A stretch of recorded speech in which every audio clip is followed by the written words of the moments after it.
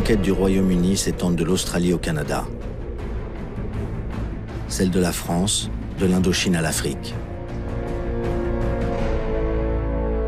L'Allemagne a aussi des colonies, mais veut une plus grosse part du gâteau. Cet État morcelé, la Prusse d'avant 1871, est devenu l'Empire allemand en écrasant la France et en annexant ses provinces d'Alsace et de Lorraine. 28 juin 1914, Sarajevo.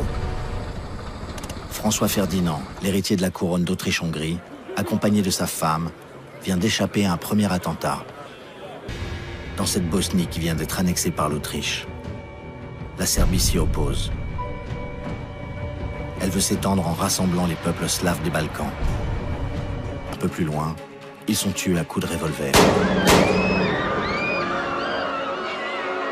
L'assassin s'appelle Gavrilo Princip, 19 ans, militant nationaliste bosniaque.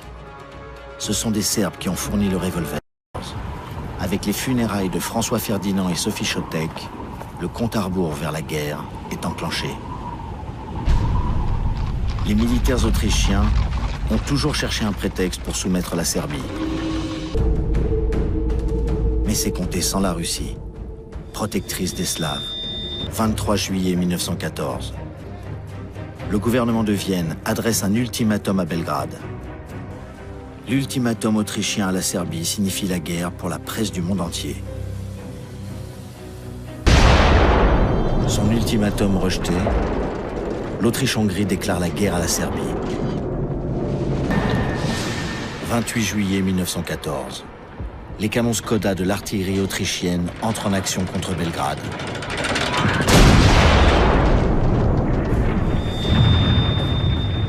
La Russie, dans sa logique d'alliance avec la Serbie, envoie des troupes à la frontière austro-hongroise.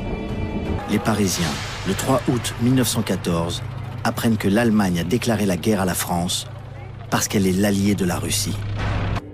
Les ouvriers français, allemands ou russes, se rallient à la défense de leur patrie. En France, Poincaré baptise « Union sacrée » ce triomphe des forces nationalistes. 3 millions de Français sont mobilisés, après 5 millions de Russes, 4 millions d'Allemands, 2 millions d'Autrichiens. De l'empire colonial français, ceux qui sont appelés alors les indigènes et la Légion étrangère partent d'Alger ou de Dakar.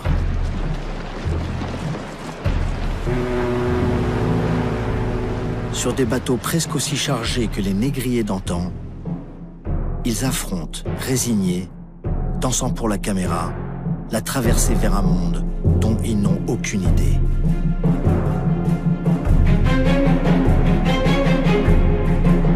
L'Angleterre déclare la guerre à l'Allemagne. 4 août 1914.